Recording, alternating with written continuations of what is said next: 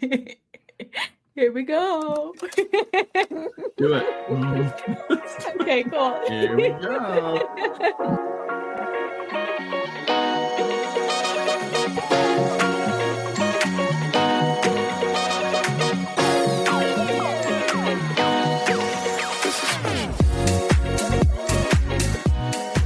Welcome back to Coffin Talkin', where we unravel the mysteries, embrace the peculiar, and find humor in the unconventional world of funerals and death.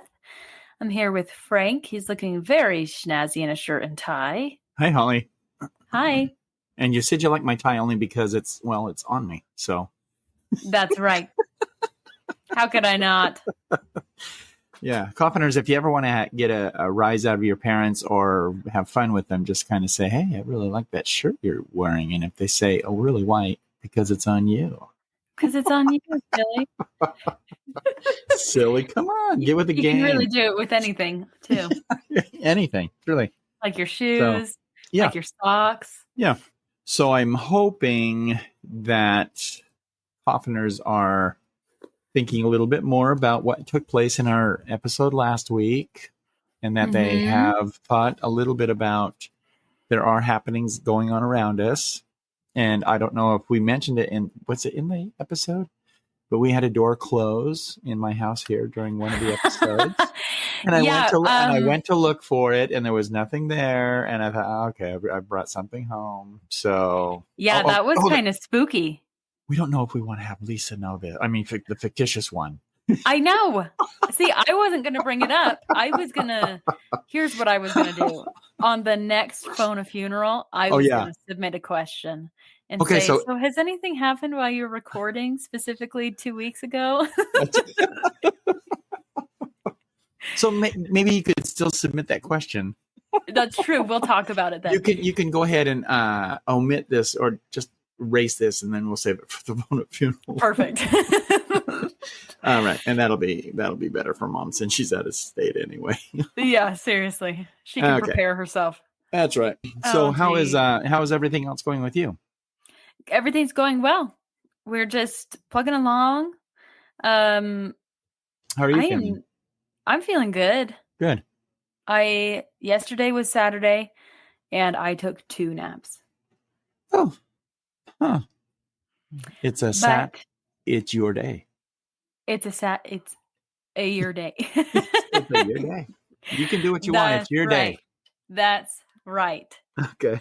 Yeah, so honestly, nothing super exciting has happened. We did have a Friday the 13th this week. I know.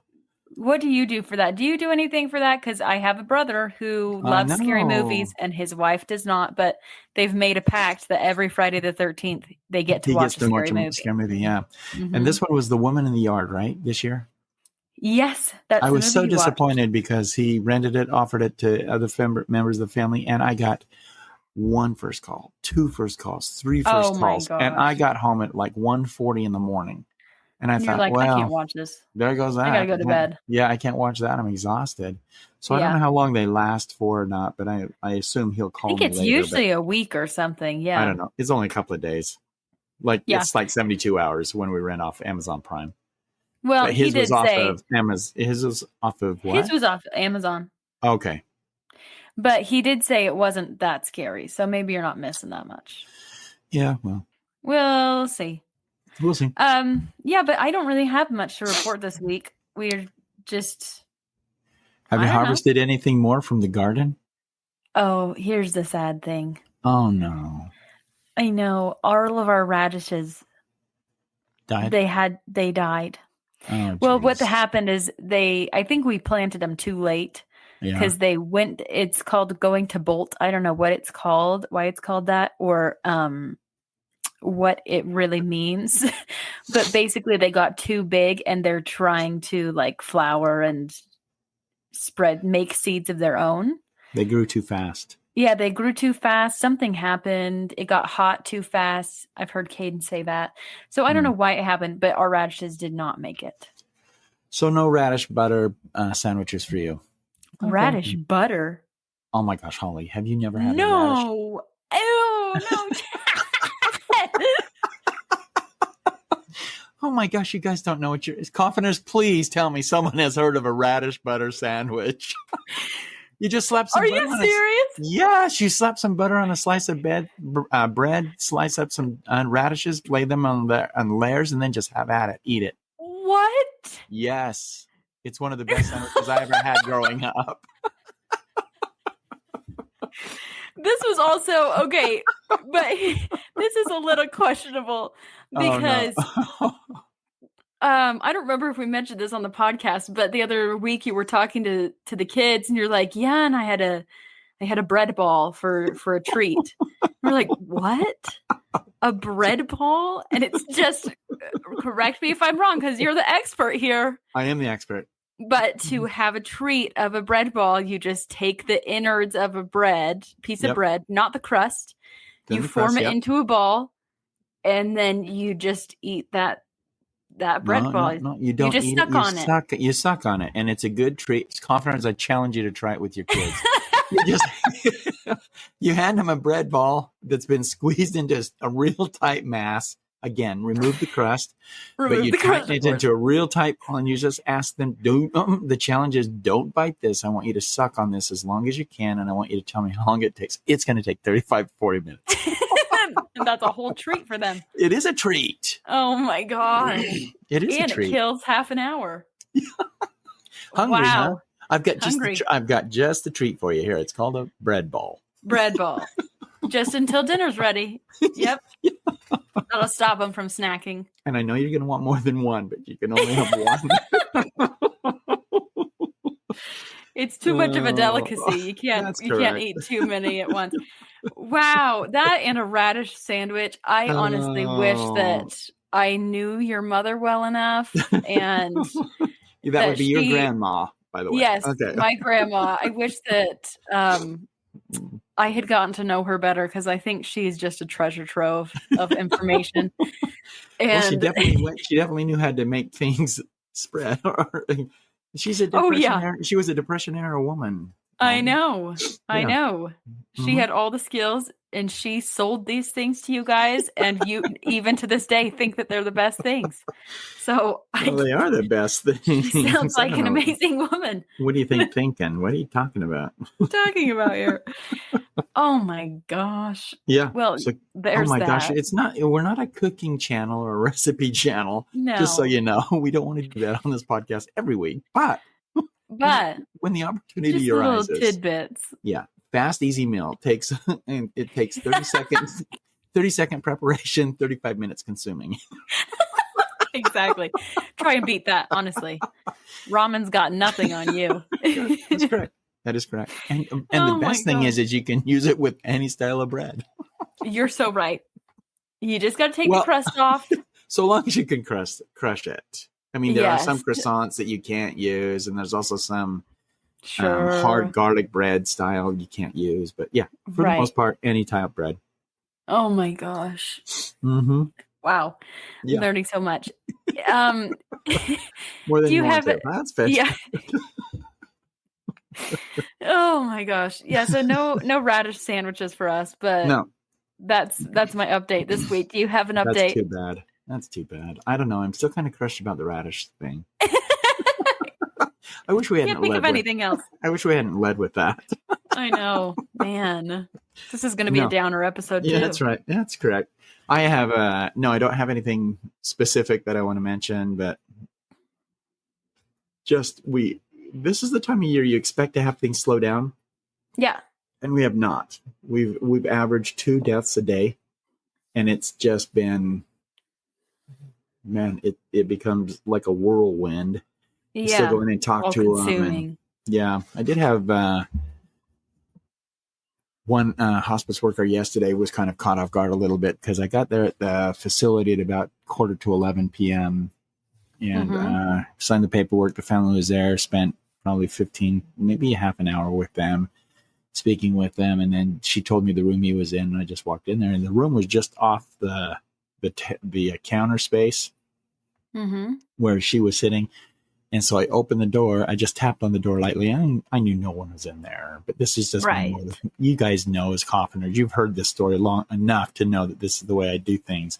So I just knocked the door briefly, opened the door, and just right in the doorway said, "Hi, Mr. So-and-so. I'm here. I'm going to bring you into my care, and we're going to take a 35-minute ride. And then and then you're just going to be with me until things are handled." And the nurse got up and she walked over and said, "What did you just say?" And I just looked at her and I said, "Oh, I was just addressing him." And she goes, "I think that is fun. Why do you," first of all, she said, "That is fantastic. Why do you do it?" I've never had anyone ask me why I do it. Yeah. And so I just looked at her and I said, "I just feel more comfortable knowing that they have been addressed by name, that I'm not going to hurt them, not going to harm them, that we're there doing our job." And I just think things move much smoother that way. Yeah. So I like that a lot. So anyway, interesting conversation with one of the hospice workers there yesterday evening. Yeah, that is interesting. So, that's my kind of in a nutshell my week. It's been topsy-turvy. Yeah, I would do a Frank fact, but I feel like we just got it with the bread ball and the bread radish. I don't know if I can handle anything else. So.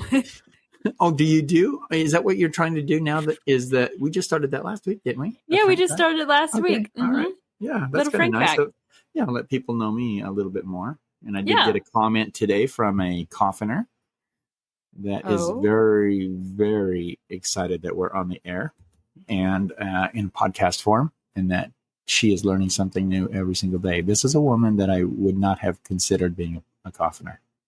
Really? Yeah. She's in her early 70s. And she says, "I find it fascinating." We can't count out coffiners for depending on age or anything. We can't. We want all ages.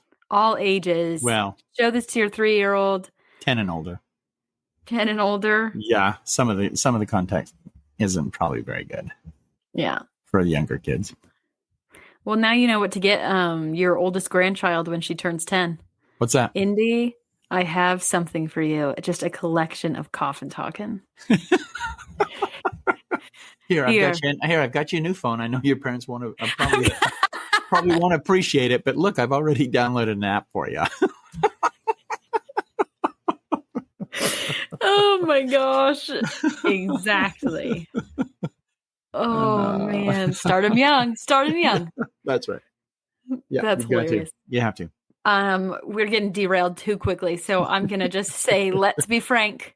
Okay, Holly, thanks so much. And it's great to be with all of you again.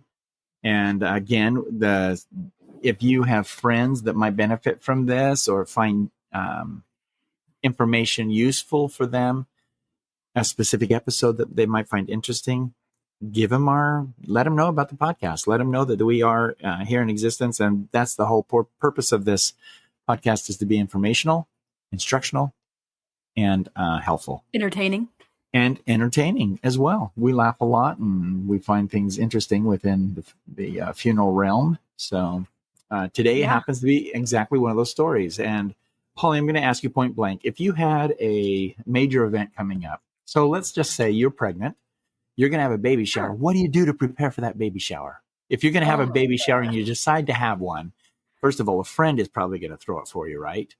Yes. The baby shower. So what happens? Yep. What happens before the shower can actually take place? What kind of preparation has to happen? Well, you got to get a registry put together so that people can give you gifts. Okay. You have to invite people. Okay. You have to get together, because even if your friend's throwing it, they don't really know who you know and who you want to be there. So you have to have that list together. True. You have to set a date and a time, send out invitations, make sure everyone's aware of it, and set a theme. Baby? Obvious. Baby is the theme. Upcoming baby. That's right. Okay. Birth of child. Okay. All right. Yeah, I think that's about it. And then you have to send thank you cards after, and then you have to do like all the preparation that goes after the fact. Okay. Thank you. You got to get ready the day of. Okay. You got to look nice. Okay. All right. That's that.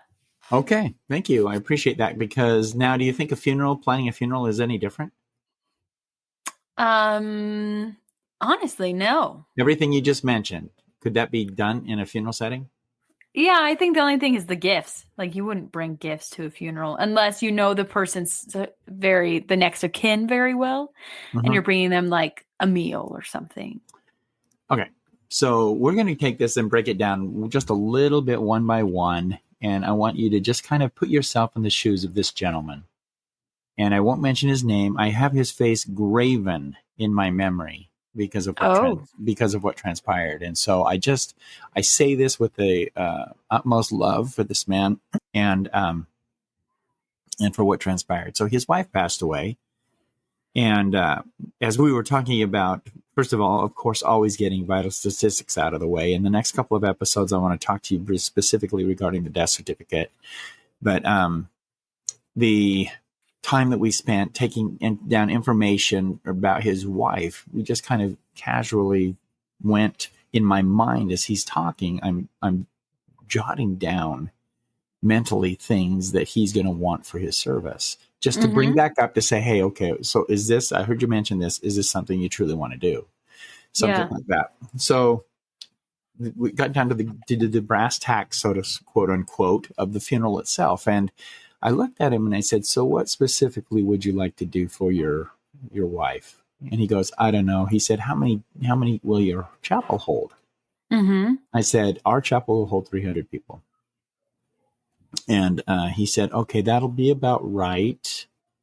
He said, so I want obituaries placed in the 2 major newspapers in the area. I gave you the names of the newspapers, you know what area I'm talking about. So we want to make sure that the obituaries are placed there. And okay, now in your mind, we're just going to do a simple tabulation. Each of those obituaries cost right around $500. Oh.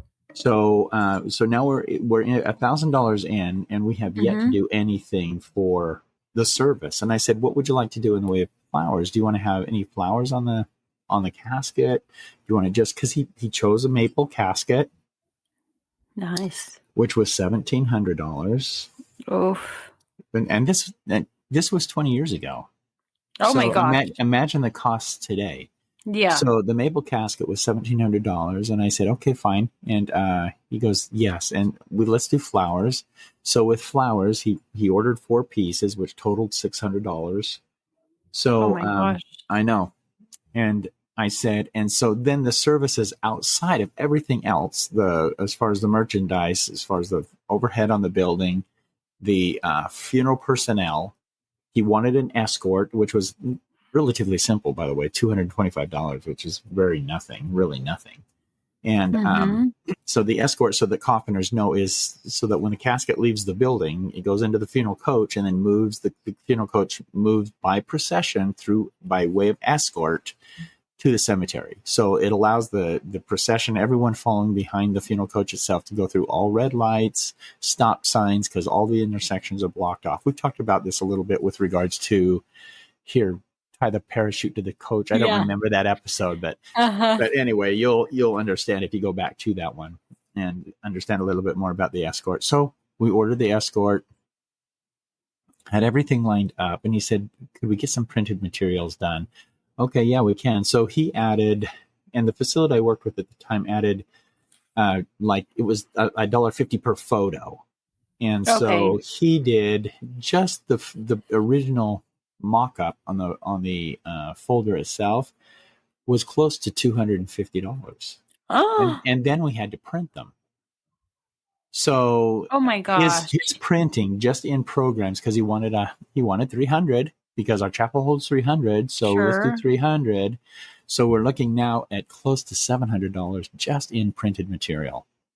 Oh my god! And I'm tabulating items here, and I'm thinking to myself as I'm talking to him, man alive, I just put the pen down and said, your wife must have been truly loved. Oh, she was loved by everybody that knew her. Okay. All right. Well, then let's go ahead and do it. And then he said, as I'm getting all the particulars down, he just out the corner of his mouth, he says, do you think we could have finger foods for people that attend? Yeah. So that they can, just have something just to, as we congregate, and before the service, maybe after the service, they can have something to eat before we go to the cemetery. I said, yeah, we can do that. I don't remember the cost on the catering. And I truly don't. And I'll tell you why I don't, because he arranged for it. He made sure that we could do it, but then arranged for the catering crew to come in. Okay. So the mortuary that I was actually working at the time had this huge lobby area. It was huge. And so the caterers came in and they just set up all their tables the day of the service came. And so they came in about an hour and a half before the service time and started setting up all of their heating trays and having everything ready for individuals that might want something to eat. The programs were there. The flowers were absolutely beautiful. She looked stunning in this casket. And everything was set in the front. And in comes this man about the same time the caterers did. And he walks up to the casket and he's spending time with his wife. Quality alone time. Now, Coffeners, I will tell you this. If you ever sat across the desk from me making funeral arrangements, I will always suggest time for you to be alone. And the only reason I do that is because once the funeral begins, once it's been announced, when the viewing starts, all these people start coming in and then they start grabbing your shoulder, your elbow, you're being bothered. You don't concentrate on the loved one. And so that becomes, for me, kind of not a slap in the face, but it becomes it's like, I'm doing this to honor this person and I can't even spend the time with them. That's right. And I don't have, because you don't really have any other time. You won't have any other time. Once that service and viewing begins, you're too busy entertaining other people or saying hello, greeting them. And so now your attention is completely turned from the deceased to those that are there to not only honor you, but to honor her as well. So you can't focus on her as much as you or him as much as you would want to. So I always think 30 minutes to 45 minutes before the actual viewing begins is perfect. If they're willing to do it. Some are not, but some of them will look at me and say, are you serious? Yeah, you need to. And I'm going to tell you why. And so I go through that same spiel I just gave you, and then they can understand a little bit of the wisdom behind the request. Yeah. So here he was, and he had taken advantage of that. He had two older boys, and they also spent some time with their father and their mother, and spent that time, and they just sat there and talked. I saw, as I was just peeking into the chapel, we kept the doors closed so that if someone did arrive early, they weren't allowed in. And so when they were finally finished, but I could see them just in front of each other saying particular items of interest that might have been about their mother. So he finally looks back and he says, yeah, go ahead and open the doors. So we open the doors. So we are now probably 15 minutes away from the actual viewing to start. The viewing started. I looked at my watch. There had only been 2 people that had come in. And we're now, and the viewing was to last an hour. So, oh, wow. Yeah. So I'm thinking now, I was there. We were expecting a crowd of 300. So I'm 300 there, just for the viewing too? Just for the service. Okay. For the service. Because So the some service people, is right after the viewing, I'm assuming. correct. Yeah. So because some people don't like viewings, they don't feel comfortable at them. So they'll come for the service. Yeah. So I just thought, oh my gosh, there's no indication that this is going to be a huge crowd. There's none. The only flowers that have arrived are the four that he had ordered. Okay. So they were there. Usually with people, when you had mentioned that when you say gifts, people people will bring flowers. They'll bring flowers. They'll also provide cards, and inside the cards is usually sometimes a gift card, maybe cash, something like that to help the individual. So there was a basket that was set out there for that particular reason, remaining empty. We're now 15 minutes away from the service. We now have 5 people in the chapel that are not personnel from either the catering service or the mortuary.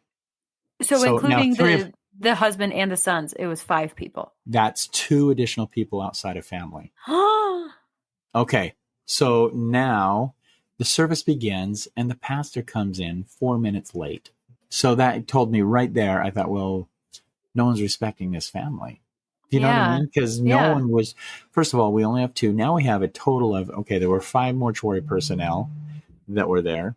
Now we have the father, the 2 sons, and now it's up to 4 individuals that are there. So you're now at, what, 12 people in Yeah. attendance? And here we have this whole chapel. It looked like Prepared. it looked like he was sinking in the midst of darkness or of an abyss because of everything that he thought that would be planned for his wife. Right. Now, if I'm doing fast calculations, about $6,000 just to get him to this point.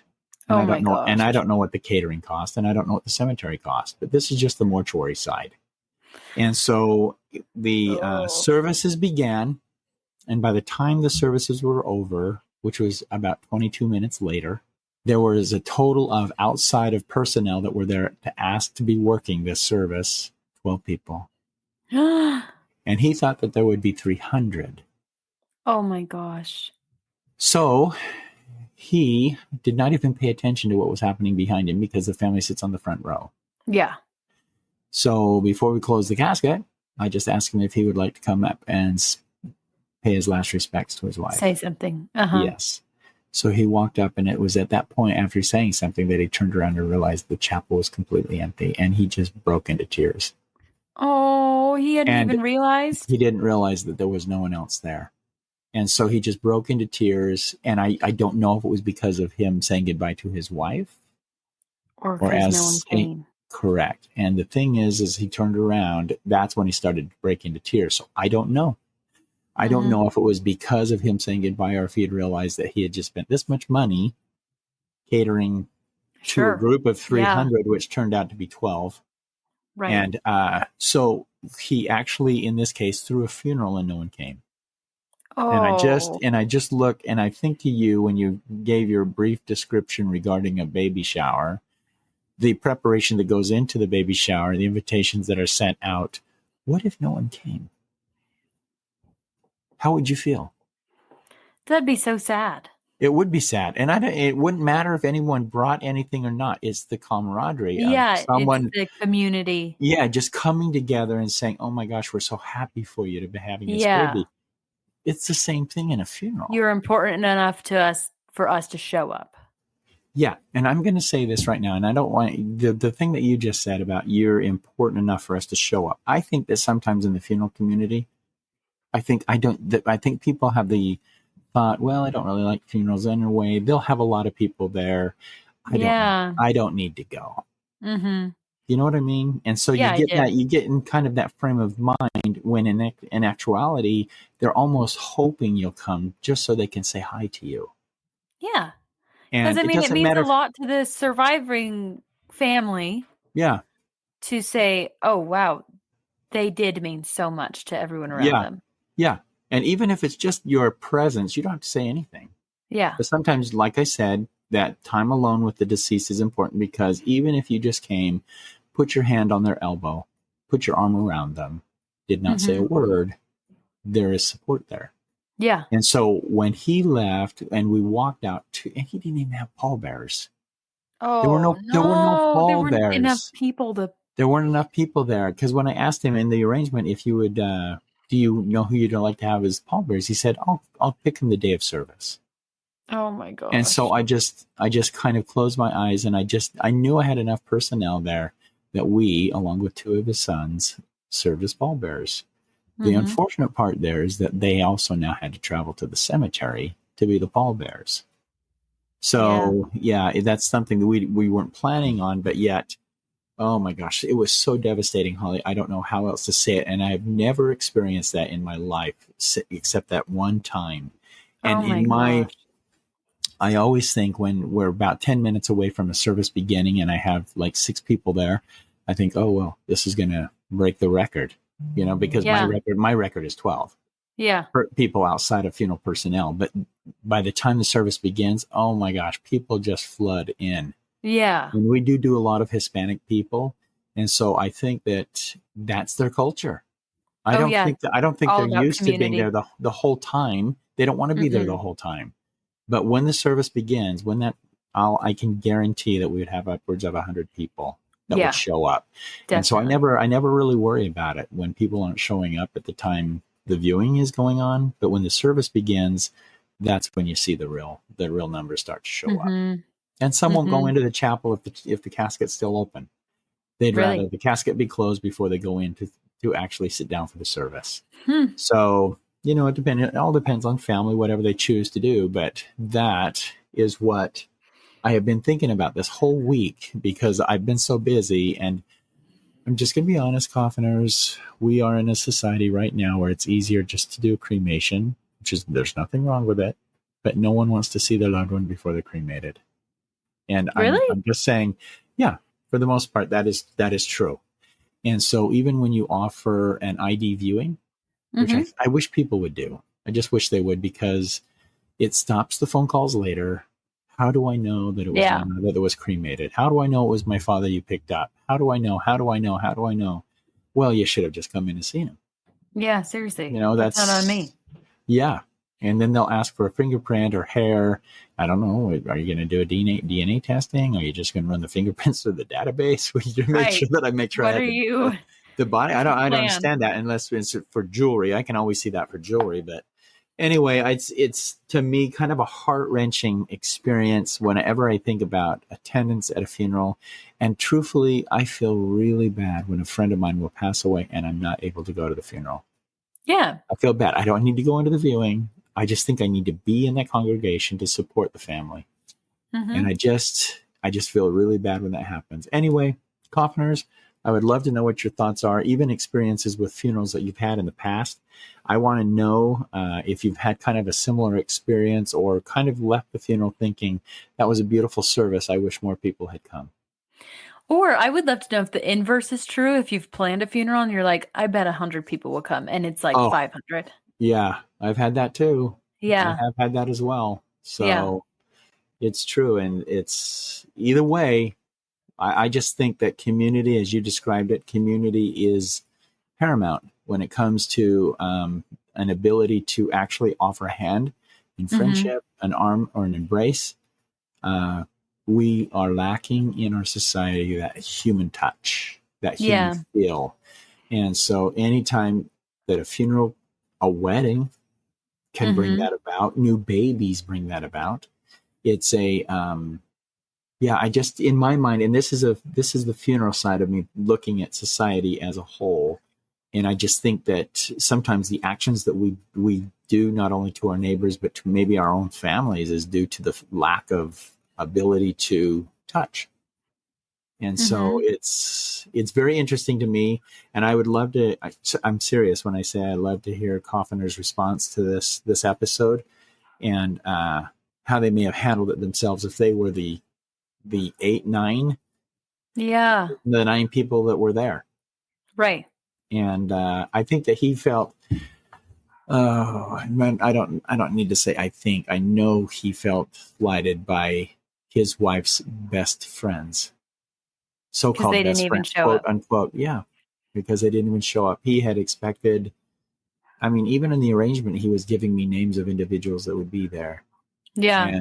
And they weren't there. And I think it became a very big disappointment to him. Right, but sure. Either way, he was pleased with the service. There was a lot of food left over. So mortuary staff, he just donated to mortuary. So we had finger foods for the next 3 days. Yeah. Yeah. And he took home what he wanted and it was fine. But I'll never forget that experience. And maybe that's why funerals are starting to dwindle off a bit. Maybe. What if I would throw a funeral and no one's going to come? I just know it. Especially when it's that expensive. Oh, that's my right. gosh. Well, and that's what this, I'm not kidding. This was 20 years ago. That's longer than that. Almost. What was your tabulation? 6,000? Yeah, 6,000, just over 6,000 on the mortuary side. And so I know he probably had to spend about the same amount at the cemetery. So, yeah, it was, yeah. Anyway, what are your comments on that, Holly? Anything else? No, I just think that's so sad. I think it's so sad that anyone had to go through that. I just think that'd be devastating, especially for a funeral. Yeah. Because it's hard. Like the final goodbye. Mm-hmm. And you can't, I don't know. I feel like there's not a whole lot of excuses. Obviously, you can get busy. Yeah. And you can have things at the same time, but that event seems to me like if you miss that and you're claiming that you're a best friend or something, how can you do that? I know. And I look back at one of the truest friends that I had here in the area in which I live, and when he passed away, because of the funeral, because of the industry I'm in, I had planned on going, but wouldn't you know it, 3 days before his funeral, a family comes in, wants a funeral the same day. Oh. And I have limited staff. I can't just break away. And so I had to go do this service. And my thoughts were with the family the entire time I was doing a service for me and our business. And I was hoping that everything was going well. So. Right. And that stays with you. Yeah, it does stay with me. It still stays with me. Mm-hmm. I hope it stays with every single person that didn't go. With that, you mean to that other family? With that, with this story. Yeah. I'm sure it will. Yeah. And they may not even know. They may not even know that no one showed up unless he confronts them. Right, probably not. Hey, we missed you at the service. We knew you weren't there because there were only 12 of us there. I know. Oh, can you imagine? Oh, no. Yikes. That's awful. Mm. Yeah, well, I would love to hear Coffner's perspectives and stories if they have anything like this too. Yeah, it's interesting because we all learn from one another.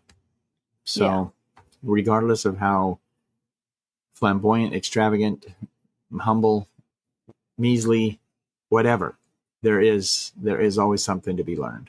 Yeah, absolutely. And that's what I hope we do.